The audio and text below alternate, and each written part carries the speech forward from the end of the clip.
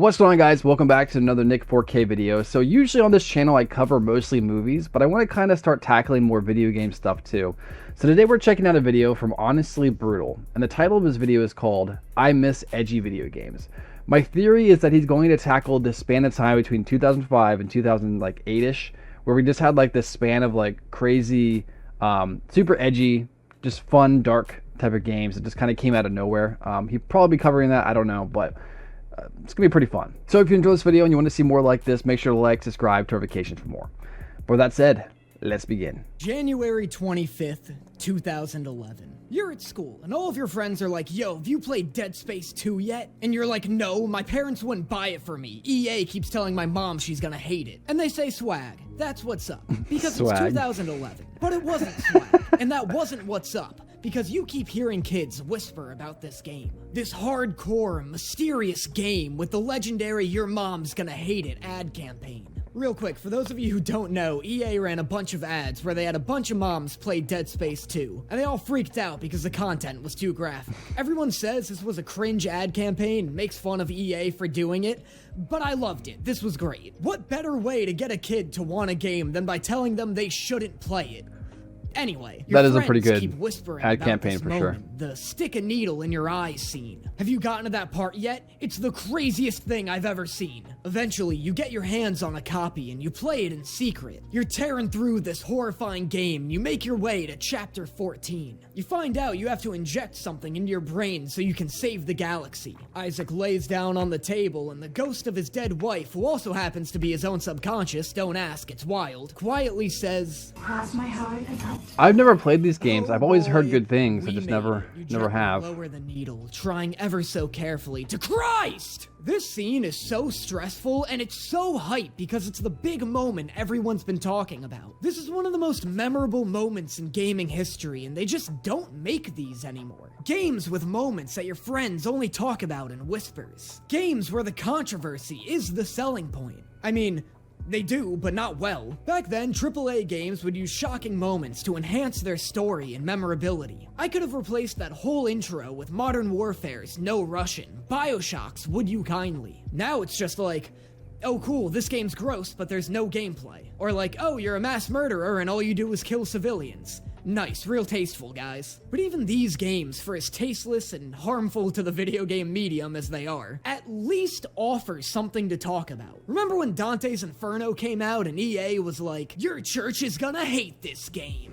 And you fought aborted fetuses with knives for hands and like 6 other enemies YouTube probably won't even let me show you? Yeah, it was dumb and overly edgy, but at least it gave you something to talk about. You go into school the next day and be like, yo, did you get to that part in Dead Space with the exploding babies? Dude, let me know when you get there. It's so crazy. See, when I hear edgy games, I think about that, like I said, that span of time, like early Xbox 360 times. Like we had there's this game called Dark Sector. I don't know if you guys have heard of it. So it's like I think it's based off of like a actual movie or a book series or comic books or something like that. But it was like always so dark, and you had like this glaive that was like part of like your, I don't know, like you were infected kind of. You had like a glaive arm and you could throw it and slice through enemies and stuff. It was just so like dark and edgy. We had a lot of games like that, and it's true, we are kind of missing that time. Remember when Gears of War was like for men? You know what I mean? Remember when it was like about big burly men just tearing through enemies, and that's just what it was. And then it became more like sappy. I don't know. I don't hate Gears 5. I don't hate Gears 4. I think that there are some positives in both of them, obviously, but there's something about that original trilogy. It was just kind of like, it didn't care how you felt about it, right? It wasn't trying to tell you something. It wasn't trying to prove a message. It was just trying to give you some entertainment and help you escape the real world for a little bit and just have fun ripping up enemies, you know? Something about that. We're missing that. We're missing that now. It is true.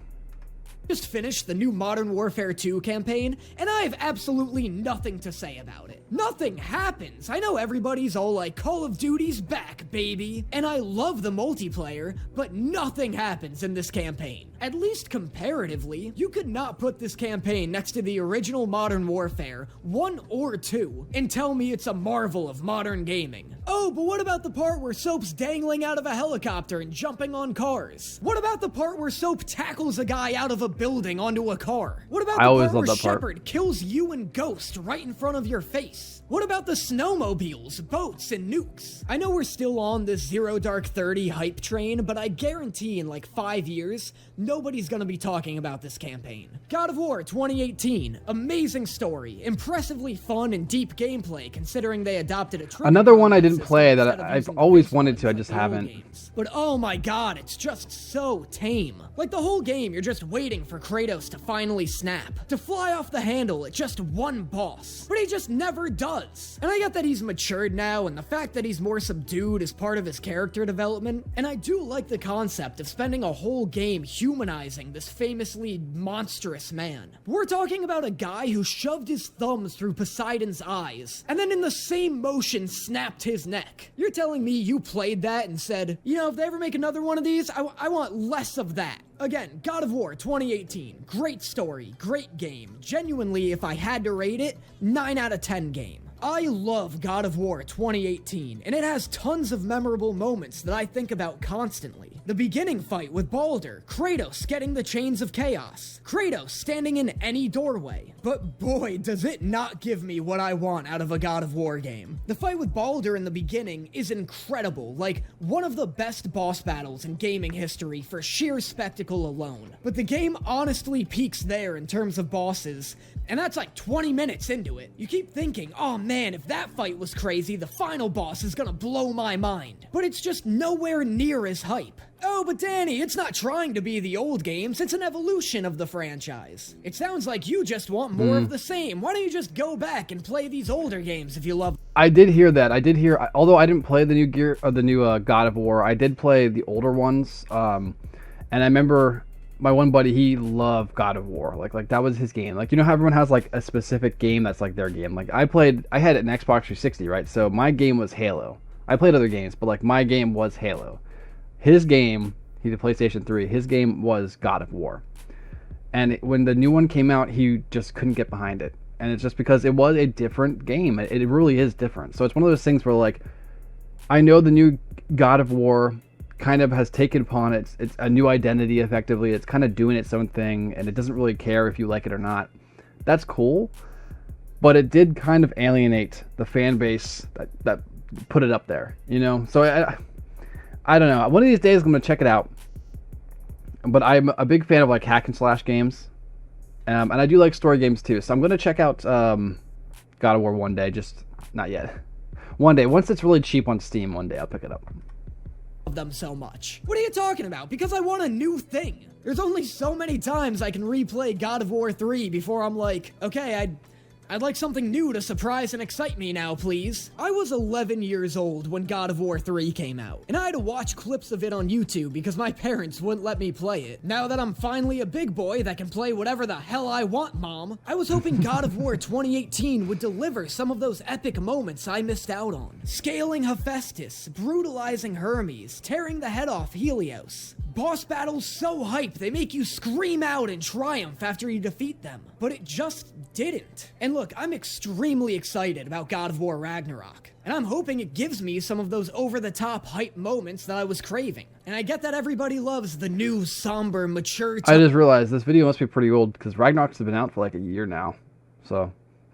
I didn't pay attention to that. My bad. The games have taken, and again, I do too. But I really don't think it's that crazy of me to want some over-the-top hyper-violence in an entry of the God of War franchise. I feel like even though graphics have gotten better, games have lost their sense of spectacle. Yeah, lifelike character models and gorgeous wide-open vistas are cool, but who cares when nothing's happening in them? The modern Gears of War games are a great example. I honestly really enjoy modern Gears games. I think they're a ton of fun, they've got a lot of cool set pieces, but they just don't deliver on those memorable moments that the originals did. Ty killing himself, spoiler. Dom killing his wife, spoiler. Dom killing himself, spoiler. Yeah, by the way, all those major spoilers for the first I'm a big three fan of Gears of War games. I'm a big fan of those games. Those are massive moments for that franchise, and still, when I think about like iconic moments in video games, like those moments always pop in my brain, especially the although Ty is my favorite character of Gears of War, that was a big deal for me. when Dom and Maria meet. Like, that still pops in my brain. Like, when he sees her again, he originally sees her the way that he thought she was. That's just his brain protecting him. I think it's one of those things where I'll never forget Marcus's face in that scene, because you just have to watch it. Go watch it on YouTube. It really is just like a super solid scene. Like, you see Dom's face and he's like, wow, like, Maria, you're there. And then like Marcus is, then before it shows you what she actually looks like, you see Marcus's face, and his face is like, oh my god, like he's completely taken aback. So you know something's fishy, and when you see Marcus's face, you get that confirmation. And it's one of those things where, like, Gears of War is such a manly game, but it allows you to just like, it allows times like that to just take a second to just breathe and feel sadness, feel the somberness of it. And so good, so good. The original trilogy, I want a remake of that entire trilogy, like a full HD beautiful remake. I want it.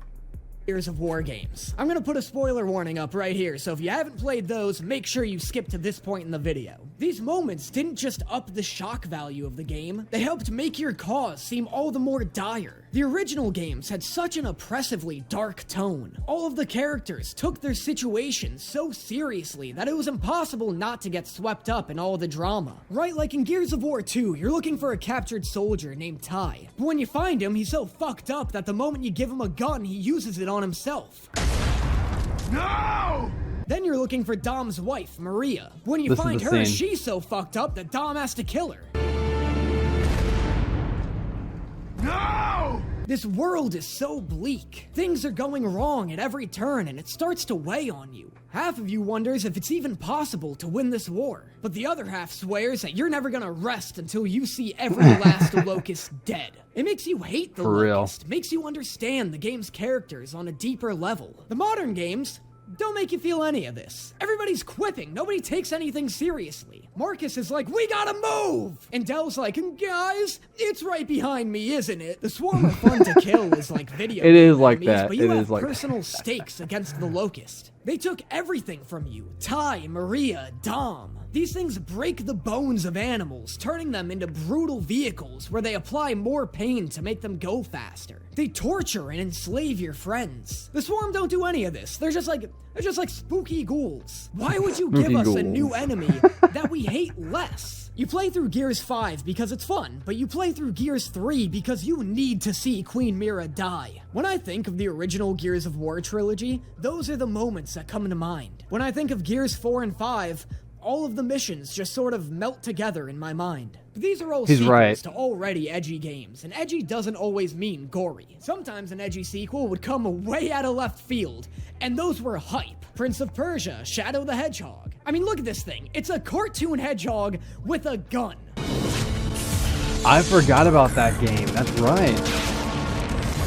Stronger, faster, and more dangerous. My favorite example of the edgy sequel is Jak 2. For those of you who don't know, Jak and Daxter was a cute little PS2 game. I love that game, man. Elf boy named Jak, and his I never played the wisecracking sequels, but I like the first sidekick one. named Daxter. It was a classic Mario 64 Banjo-Kazooie style collectathon. It takes place in this whimsical fantasy world full of lovable characters. You go to different zones full of eggs, you collect the eggs. Sometimes there's a boss. It's a fun, goofy little romp rated E for everyone. Then Jak 2 comes out, and holy shit, strap in. Screw E for everyone, hell, this isn't even E10 and up. This shit's for teens now. You look at the front cover and cute little elf boy Jak's got a goatee and a fucking gun. Daxter's name isn't even in the title anymore. Before it was like, Jak and Daxter, friends to the end. Now it's like, Jak. Did I fucking stutter? Set 500 years after the events of the first game, Jak 2 takes place in a dystopian sci-fi setting. Jak is captured and tortured for 2 years, and when Daxter finds him, we finally get to hear him talk. Say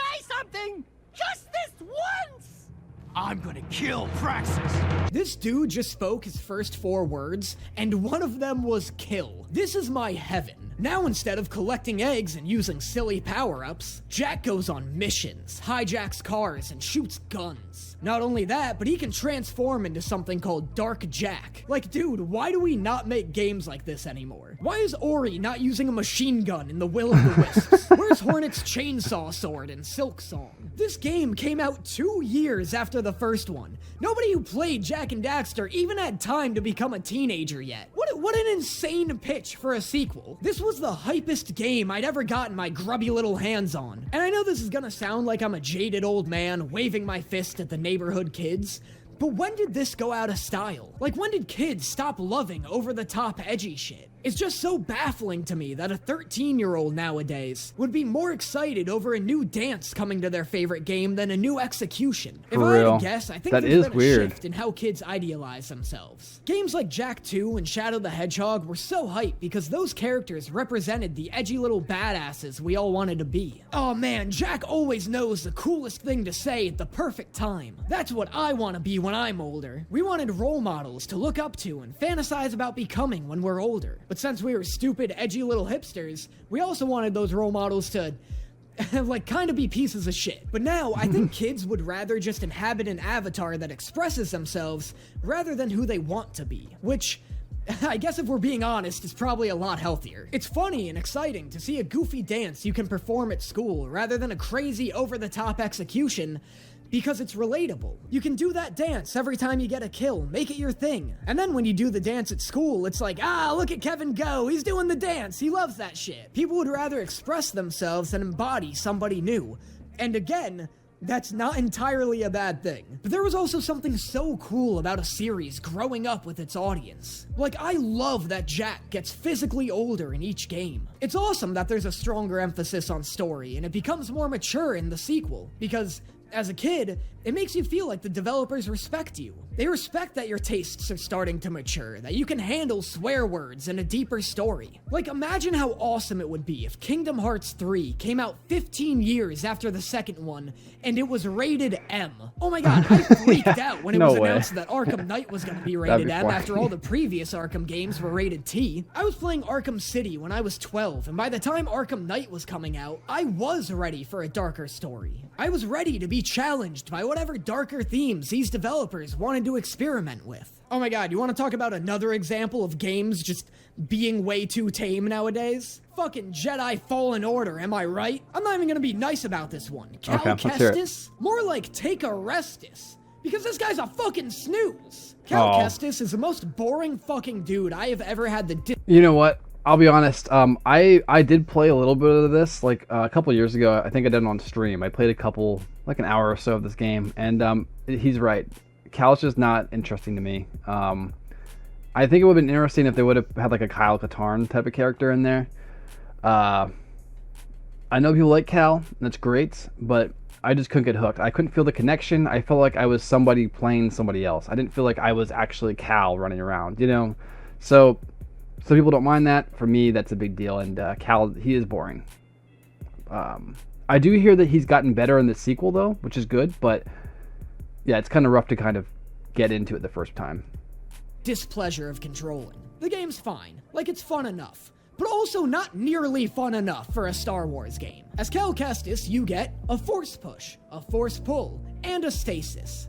Oh my god, who cares? I know everybody was hyped about this game because they were just happy to get any single-player Star Wars game, but if they released Star Wars 1313 or The Force Unleashed 3 like a year before this, no one would even remember Cal Kestis' name. A force push, a force pull, and a stasis. What, are you kidding me? Back in the day, Starkiller was rolling up with all that, plus Sith lightning, mind control, turning dudes into ash somehow. Jedi Fallen Order has the Vader chase sequence, I'll give it that. But that doesn't hold a candle to Starkiller ripping a Star Destroyer out of the sky. I get that the reason there are less memorable moments in games nowadays is because there are a lot less single-player games in general, but it's a shame that the single-player games we do get just don't have the memorability they used to. I know the real reason for this is because games are getting more and more expensive to make, and it just doesn't make a lot of sense to put a ton of funds into single-player games when multiplayer ones make so much more money, but a part of me wonders if graphics are a factor too. Like in the mid-2000s, you could get away with a AAA Dante's Inferno, or a Your Mom's Gonna Hate This ad campaign. Because even though these games were graphic as hell,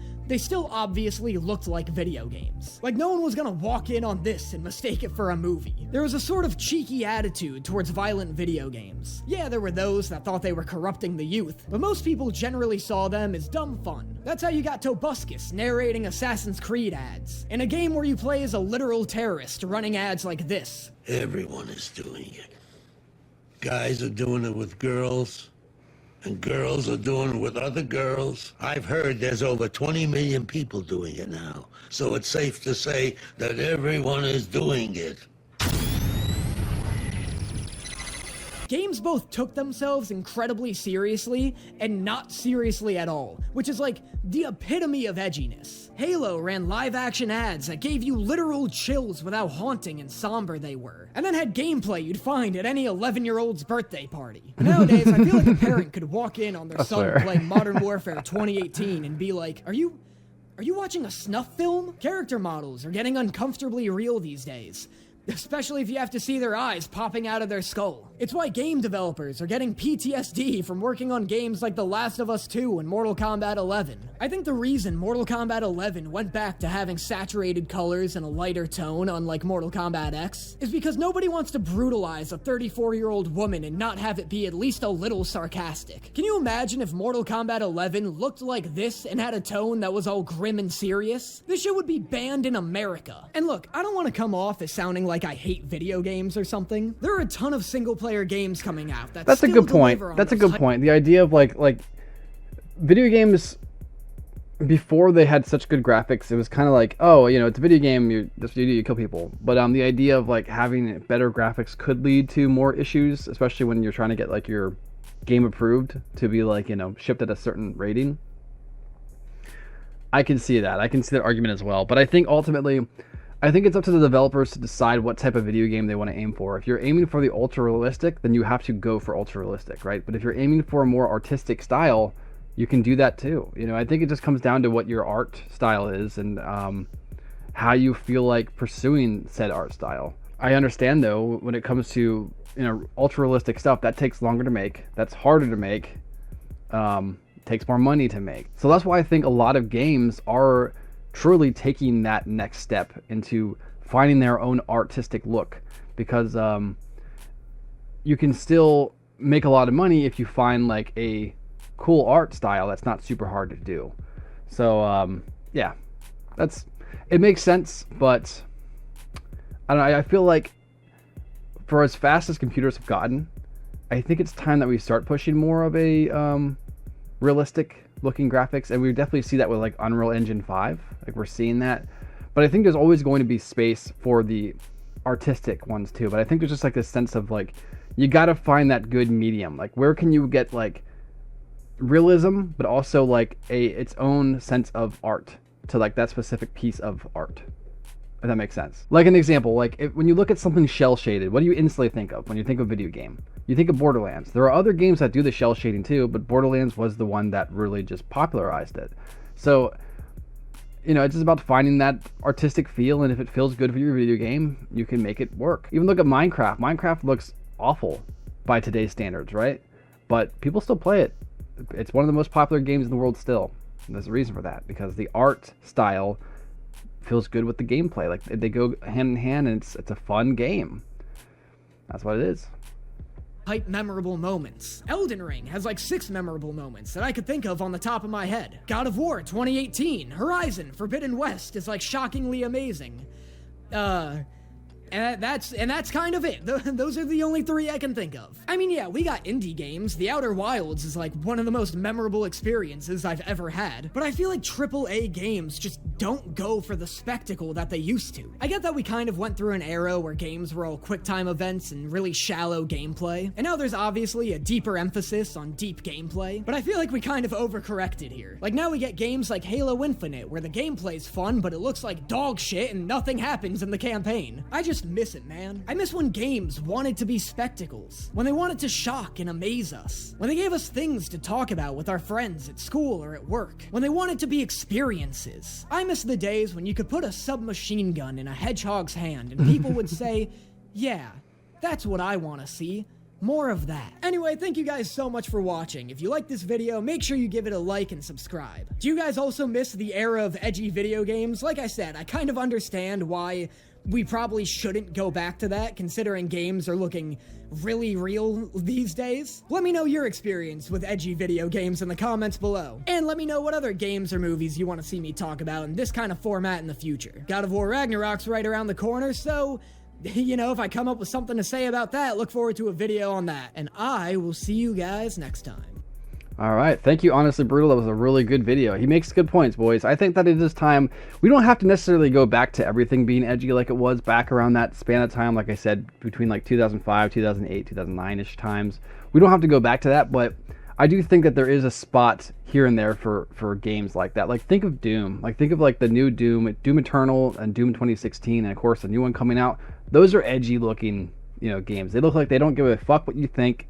They're going to release what they want to release, and it's gonna kick ass. I think there's room for both. Like, we can still have like the more woke stuff, but we can still have edgy and not caring what people think type of stuff. So I think like both sides can be fed well if people make good stuff. That's what it comes down to.